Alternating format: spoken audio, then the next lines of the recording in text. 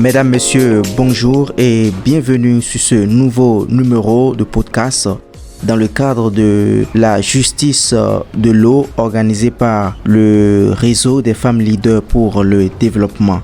Aujourd'hui, comme à nos précédents numéros, nous avons notre invité qui est déjà ici sur cette émission pour nous apporter des éléments de réponse sur le thème intitulé « Financer un avenir sûr en matière d'eau, les pistes à suivre ». Alors sans plus tarder, nous allons la laisser se présenter. Bonjour madame.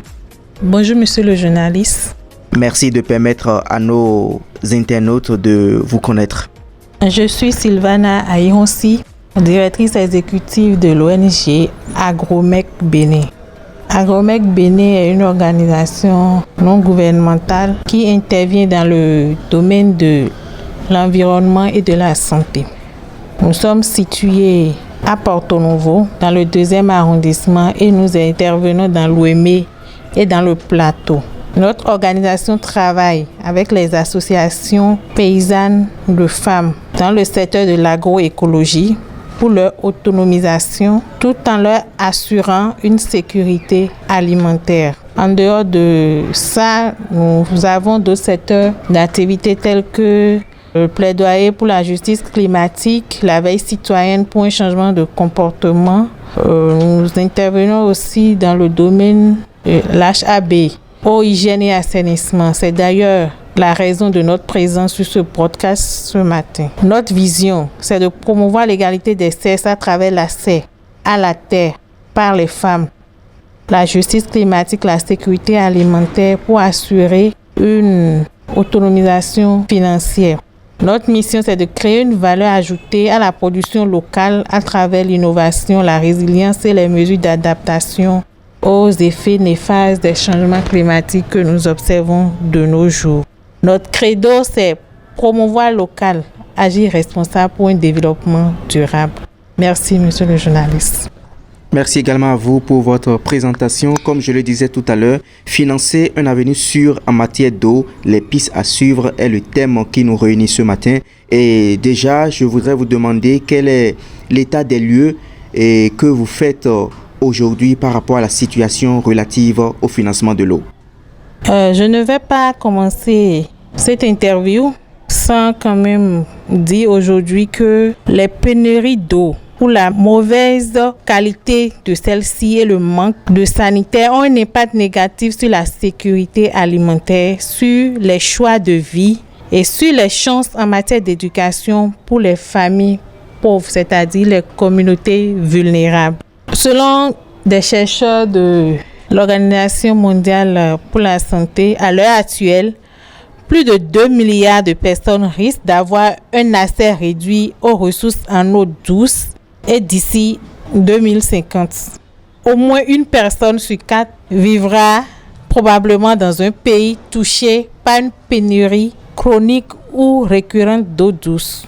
Donc, comme vous pouvez le constater, la sécheresse est en train d'affecter bon nombre de pays, surtout les pays les plus pauvres du monde, aggravant ainsi la faim et la nutrition.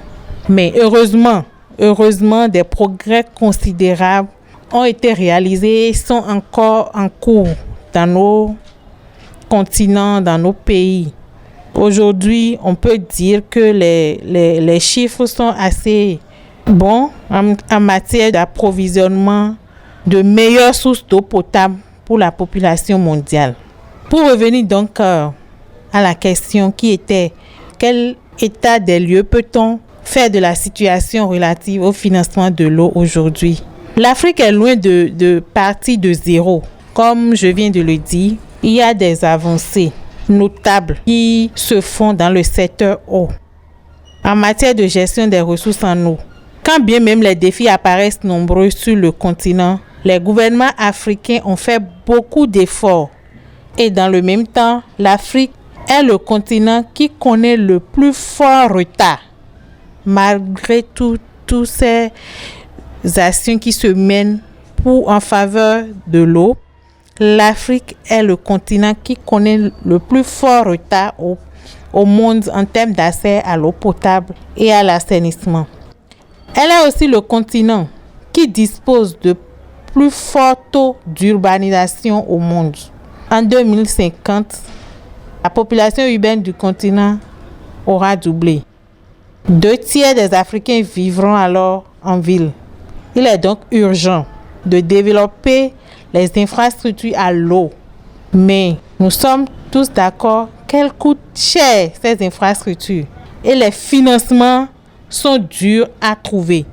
Ces préoccupations ont fait objet de plusieurs réunions sur le plan mondial, de plusieurs colloques, notamment en février 2016 au Maroc. Il y a eu un colloque sur les ressources en 2015 à Paris lors de la conférence des parties, la COP21. La conférence sur le climat a estimé qu'une bonne partie des ressources financières destinées à lutter contre les changements climatiques en Afrique devait être allouée en priorité aux investissements dans le secteur de l'eau et de l'adaptation ensuite. Donc vous voyez, même sur le plan mondial, dans les politiques, on met l'eau en amont sur des financements même qui sont réservés pour des questions d'ordre climatique. Les scientifiques ont estimé qu'il faut vraiment allouer une partie de ces ressources financières à l'eau parce que l'enjeu est vraiment de taille. Ce qui signifie que sans le financement du secteur eau, le continent africain ne peut prétendre aboutir à un développement durable. Et ça, plusieurs institutions telles que la Banque mondiale, la Banque africaine de développement le savent. Plusieurs personnalités se sont aussi penchées sur la question lors des différentes assises au niveau international, à savoir l'envoyé spécial du secrétariat général des Nations Unies pour la réduction des risques de catastrophes liées à l'eau en Afrique a estimé que l'Afrique a la chance d'être dotée d'une économie bleue. L'eau sera la clé de voûte de la transformation du continent et au cœur des efforts que nous poursuivons pour bâtir une Afrique prospère. Ce qui veut dire que l'Afrique a cette chance d'avoir l'eau à disposition. Mais les questions de financement du secteur eau ne datent pas d'aujourd'hui. D'ailleurs, plusieurs personnalités se sont penchées sur la question. Lors de la COP21, depuis 2015 par exemple, l'envoyé spécial du secrétaire général des Nations Unies pour la réduction des catastrophes liées à l'eau disait, je cite, « L'Afrique a la chance d'être dotée d'une économie bleue. L'eau sera la clé de voûte de la transformation du continent et au cœur des efforts que nous poursuivons pour bâtir une Afrique prospère. » Le secrétaire exécutif de l'autorité du bassin du Niger, à la même occasion, M. Collins Ekire, affirme, je cite, « L'Afrique affronte des défis d'ampleur en matière d'eau, qu'il s'agisse de pénurie, de pollution, de dégradation de l'environnement, des inondations ou de mauvaise gestion de l'eau en ville comme en milieu rural. Le déficit d'accès à l'eau potable, salubre et à l'assainissement coûterait à l'Afrique 5% de son PIB annuel selon les calculs. Les sécheresses et inondations amputeraient le PIB des pays affectés de 5 à 25% et les fréquentes coupures de courant causeraient la perte de 2% du PIB annuel du continent en matière d'eau. Au coût du manque de sécurité hydrique s'ajoute du changement climatique qui représenteront 1,5 à 3% du PIB africain d'ici 2030, voire 10% du PIB en 2100. Donc vous voyez un peu l'état des lieux de la situation relative au financement de l'eau dans le monde en général. Le problème se pose avec acuité. Alors, au-delà des approches économiques traditionnelles, quelles idées et perspectives peuvent inspirer de nouvelles orientations politiques? Nous parlons des financements et aussi des engagements citoyens. Je dirais que les deux vont de pair. En matière d'approche économique traditionnelle, il faut le financement en amont et l'engagement citoyen qui va suivre. Le financement du secteur eau passe par la mise en place des infrastructures de base, notamment de traitement et de distribution d'eau. L'insuffisance de tout ceci limite l'accès à cette denrée pourtant vitale à l'homme. Au-delà des approches économiques traditionnelles, nous avons les politiques. On ne peut pas parler du secteur eau en Afrique et au Bénin sans parler des lois. Donc, le Bénin dispose de la loi numéro 2010-44 du 24 novembre 2010 portant gestion de l'eau en République du Bénin. De cette loi découlent plusieurs décrets d'application, dont le décret lié au financement. Nous ne sommes pas sans savoir que la gestion de l'eau est avant tout communautaire. Donc, c'est là le volet citoyen. L'engagement citoyen doit intervenir. Il faut vraiment un engagement pour une bonne gouvernance des adductions d'eau villageoises que le gouvernement ou les partenaires financiers appuient les pays à installer. Donc, si les communautés bénéficient des ouvrages d'approvisionnement en eau potable, s'ils ne disposent pas d'un engagement citoyen pour bien gérer tout ça, et même l'argent qui est destiné à l'eau devrait être géré selon une bonne gouvernance. Donc, tout ça mérite un engagement citoyen. La participation financière des usagers au recouvrement des coûts, par exemple pour l'eau, l'assainissement et les projets d'irrigation, permettra d'assurer la durabilité financière dans le contexte de la gestion intégrée des ressources en eau d'une part, et d'autre part, les gouvernants doivent se servir des instruments financiers propres afin de faciliter l'investissement dans les infrastructures du secteur de l'eau, tout en incluant les programmes de partenariat et de mise en œuvre. Le président de l'Association africaine de l'eau, AAE, a souligné à Kampala, en Ouganda, à l'ouverture de la 20e session du Congrès international, l'importance d'ouvrir de nouvelles voies de développement du secteur de l'eau en Afrique. Il a jugé nécessaire d'ouvrir de nouvelles voies de développement du secteur de l'eau par l'utilisation de solutions intelligentes. La transformation digitale, par exemple, au profit du secteur eau. Les financements innovants, la résilience au changement climatique et le développement des énergies renouvelables. L'objectif est de généraliser l'accès à l'eau potable aux services d'assainissement dans le continent africain. Quels sont les principaux leviers nécessaires pour mener une action transfrontalière sur le terrain? Cette question est vraiment primordiale parce que nous, dans notre position d'OSC, de la société civile, nous sommes plus proches des communautés sur le terrain. Donc, comme levier nécessaire, selon ma compréhension, passeront tout simplement par la mise en place progressive d'une politique territoriale de l'eau. Que ce soit les collectivités locales, les organisations de la société civile, puissent s'appuyer sur une politique territoriale de l'eau afin de mener des actions qui iront en faveur de ceux qui sont vraiment dans le besoin des communautés vulnérables. Par ailleurs, il faut aussi propulser la gestion de la ressource au cœur des enjeux liés à l'aménagement et au développement du territoire, car il n'y a pas de développement économique local sans l'eau. Il n'y a pas de développement possible sans l'eau. Comment pensez-vous, Madame Sylvana, qu'on peut redéfinir l'orientation des discussions régionales sur le financement et l'économie de la sécurité de l'eau? En toute modestie, je dirais que la mobilisation de ces financements est une opportunité clé de collaboration. Par le biais de financements mixtes, les secteurs privés et publics, avec un soutien bilatéral, pourraient garantir la sécurité de l'eau en Afrique. Il y a le réseau Sanitation and Water for All qui a développé un mécanisme tout simple qu'on appelle mécanisme de redevabilité mutuelle. Et ce mécanisme permet de comprendre comment d'autres pays bénéficient de l'engagement dans ce cycle multipartite. Donc, il y a des mécanismes simples qui permettent de redéfinir l'orientation des discussions régionales, internationales sur les financements et l'économie de la sécurité de l'eau. C'est d'ailleurs le seul processus mondial de redevabilité dans le secteur de l'eau, à ma connaissance, de l'hygiène et de l'assainissement, et qui est dédié à toutes les parties prenantes qui travaillent dans ce secteur. Il s'agit de mutualiser les efforts pour parvenir à l'accès universel aux services d'eau et d'assainissement. Le Sanitation and Water for All considère la responsabilité mutuelle comme un moyen de catalyser l'action collective et d'atteindre plus rapidement les objectifs. Les engagements sont basés sur des politiques nationales et sont formulés pour permettre un suivi. Donc, ce réseau est là pour amener les parties prenantes, c'est-à-dire les pays et les États, à mutualiser leurs efforts comme un moyen de catalyser l'action collective et d'atteindre les objectifs liés aux enjeux du secteur eau.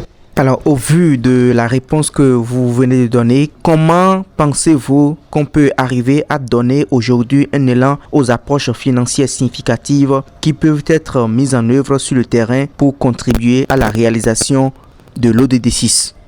Merci, monsieur le journaliste, pour la question. Le mécanisme de redevabilité mutuelle dont je viens de parler tantôt va permettre, c'est un processus qui va permettre à tous les partenaires de prendre des engagements et de se tenir mutuellement responsables, redevables des actions spécifiques qui seront mesurables et limitées dans le temps. Des actions qu'ils vont prévoir de prendre pour atteindre des cibles fixées à court et moyen terme en vue de la réalisation de l'objectif de développement durable ODD 6. Parce que chaque pays a pris des engagements au niveau international pour pouvoir atteindre ces objectifs d'ici l'horizon 2030. Donc, les engagements présentés par les gouvernements sont généralement 2 ou 3 objectifs spécifiques et stratégiques tirés des plans stratégiques nationaux.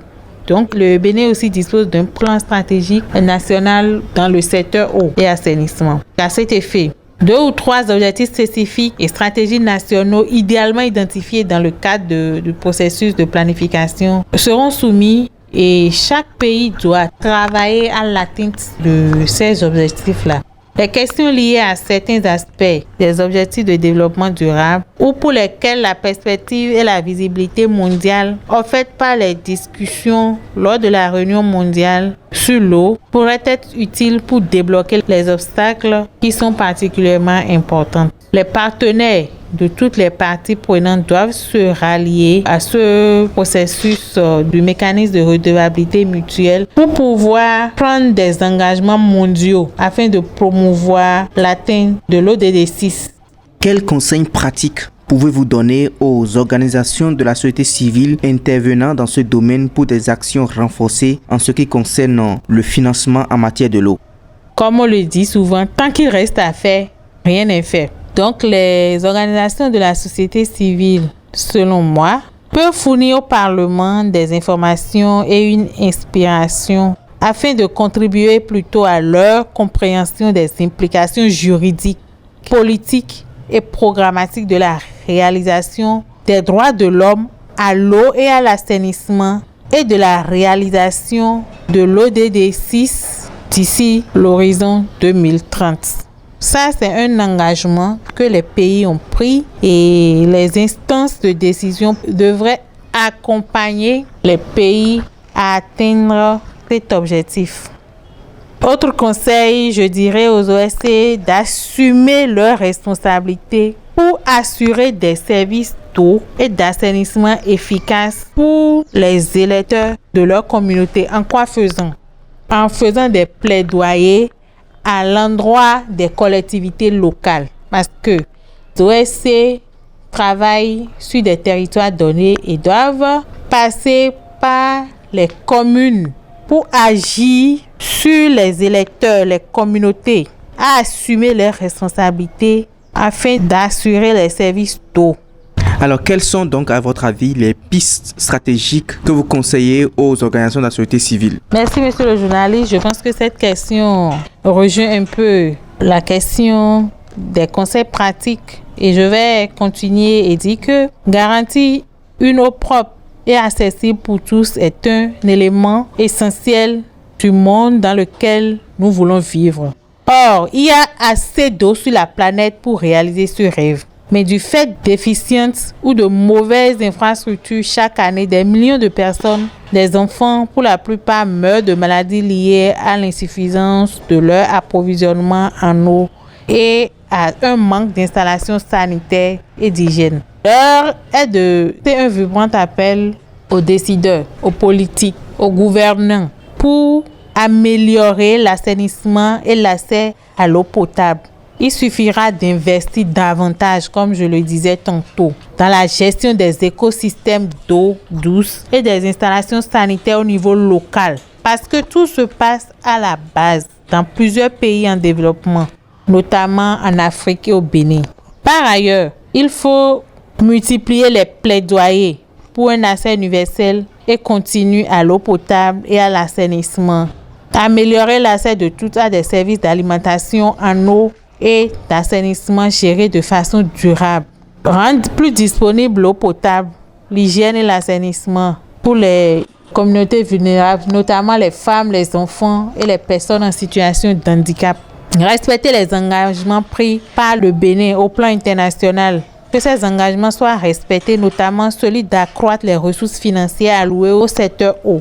Aborder les questions de l'intégrité dans les secteurs de l'eau potable, d'hygiène et d'assainissement. Faire de la veille citoyenne au niveau des collectivités locales. Ça, je reviens chaque fois là-dessus parce que les OSC n'ont pas cette force-là d'aller directement agir sur le terrain, à moins que ce soit un partenaire financier qui les accompagne. Donc, ils doivent se rabattre sur les communes, les mairies pour pouvoir atteindre leurs cibles. Alors, avez-vous un plaidoyer à faire?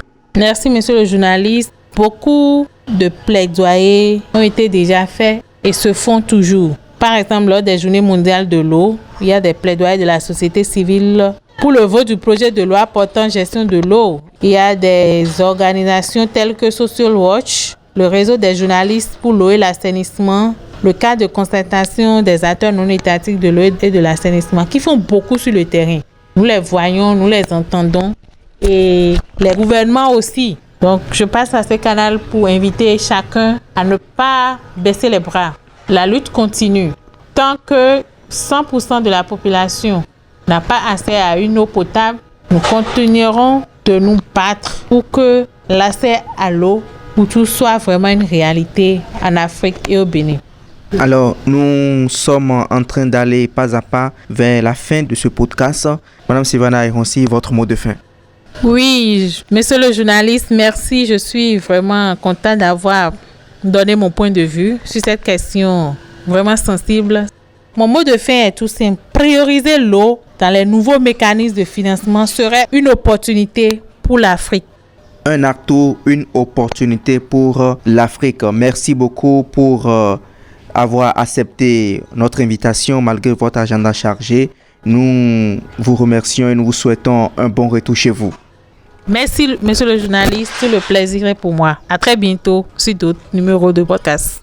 Alors, nous ne finirons pas cette émission, ce podcast, sans prendre le soin de dire merci à vous qui nous avez suivis du début jusqu'à la fin. C'était vraiment un plaisir et nous croyons d'ailleurs que toutes ces réponses apportées à toutes ces questions serviront véritablement à bouger les lignes pour que la problématique de l'eau soit quand même traitée d'un autre œil et au grand bonheur de la population africaine en général et celle béninoise en particulier, puisque nous sommes au Bénin.